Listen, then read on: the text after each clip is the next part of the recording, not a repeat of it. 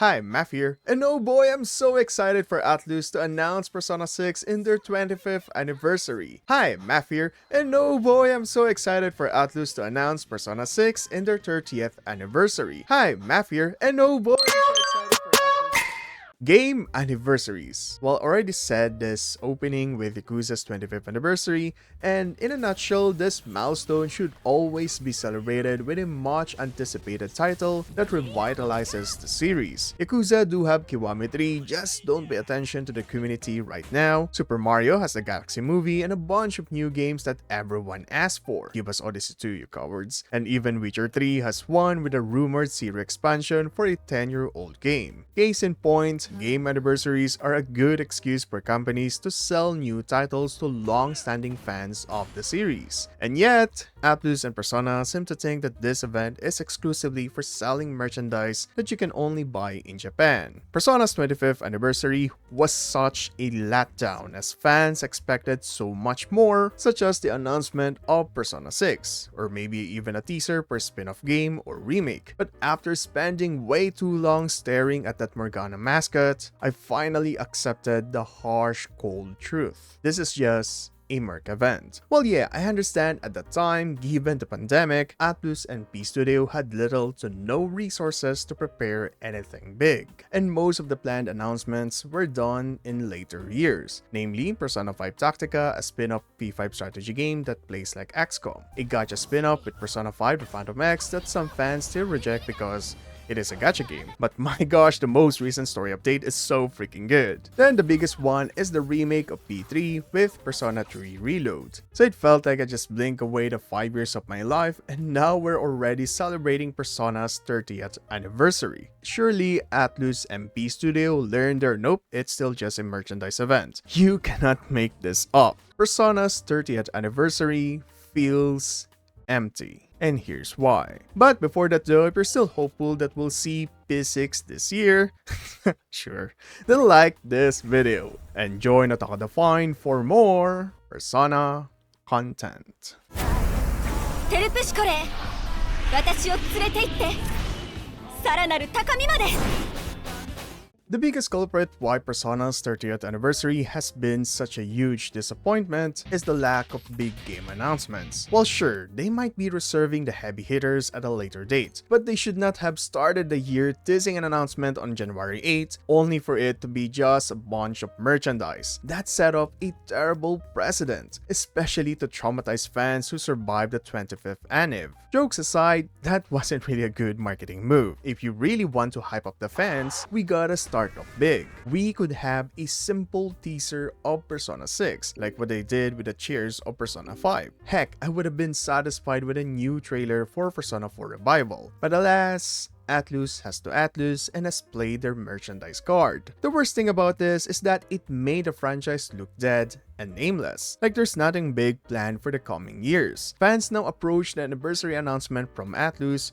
with cynicism rather than excitement. We see the community joking around that Atlus will change into a merchandise company and would rather sell Morgana plushies than tease Persona 6. This cultural shift solidifies how under-delivered the Persona anniversaries have been, and that's not how you can assure fans that there will be 5 more years of Persona games, because of course there's going to be 5 more years of P5 spin-offs and pins. But is there a way to save the anniversary? Well, Atlus did launch a website for Persona's 30th anniversary, and the biggest highlight there is Persona 4 Revival, which, to be honest, while I'm thrilled to see you, the investigation team, and Inaba in modern Persona graphics, a remake being the highlight for the 3-decade milestone isn't exactly sufficient. Many fans already felt like the 25th anniversary focused too much on spin-offs and P3 Reload being the main event. So if Atlus repeats this with P4R being the center of the anniversary, it really won't bode well. Just ask the Yakuza fans mourning like the series is dead with Yakuza Kiwami 3. And if Atlus does tease the next mainline Persona game, a vague tease like what they're doing on the website isn't exactly the way to go. Atlus' marketing strategy so far in the anniversary is teasing heavy while showing absolutely nothing.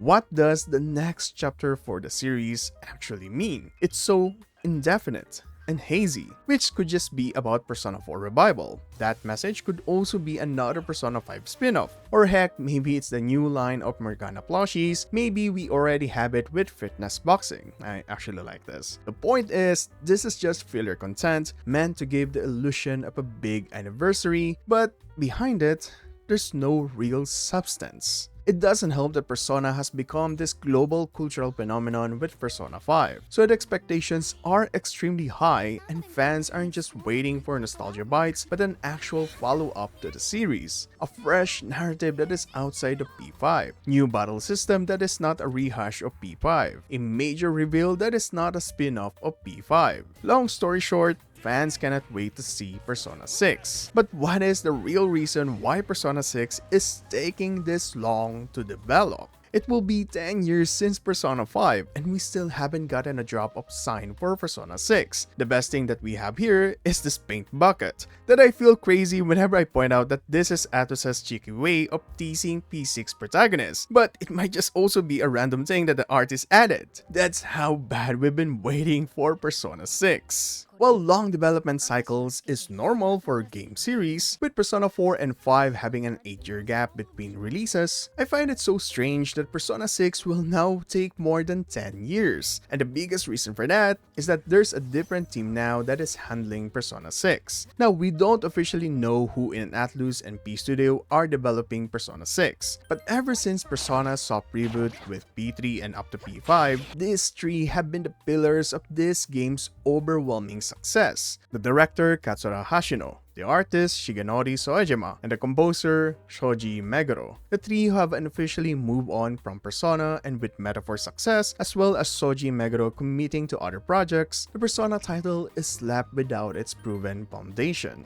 However, this doesn't mean that Wada-san and his team isn't capable of developing a good Persona game. It's far from it. In fact, it is quite the opposite. And this is the other reason why Persona 6 hasn't been revealed yet. The current team developing Persona 6 is determined to surpass what Persona 5 did. While that sounds crazy and it's putting this enormous amount of expectation and pressure, P Studio is just built like that. Maybe it's the influence of the legendary trio who always strive for something better. Just look at how well Metaphor performed both in sales and critical standing. We cannot deny how much of an impact Persona 5 dealt, that to this day other games are adopting its style and formula and also led them to great success. You might wonder how I arrived at this conclusion. Why would the devs put this hard to reach objective that punching the moon might be a more realistic goal? Well, look no further than P5X. Yep, the gacha game.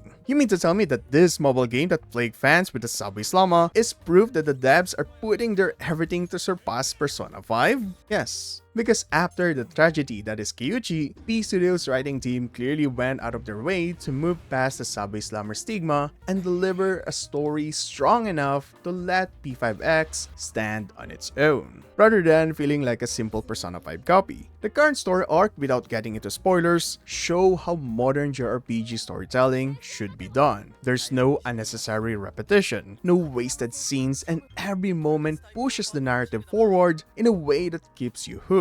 Yusuke Nitta and his writing team are truly carrying Persona 5X right now, because despite being a gacha game, its story is already strong enough to stand shoulder to shoulder with Persona 5 itself. Simply put, Atlus and P Studio are developers who wouldn't settle for "that's just fine." Heck, that's their entire reason why they couldn't bring themselves to write up a simple female protagonist, because they want to make sure that the female protagonist is way different from the male one, such as Kotone and Makoto having very different personalities and coping mechanisms. But of course, this determination and stubbornness caused them to affect fans' perception of the 30th anniversary. But for now, I choose to put my faith in them, that when Persona 6 is finally revealed, it will be a title that can stand alone or maybe even on top of other Persona titles. For now, Persona's 30th anniversary feels empty, but it won't be long until they announce something that we fans will forever talk about. But my gosh, SEGA really have a curse for this game anniversaries, and I hope they break it soon, especially with how Yakuza Kiwami 3 is being received by fans with all the retcons. If you're curious why, then check this video out. join Attack Divine for more Persona content. This is Math, and stay awesome, my dudes.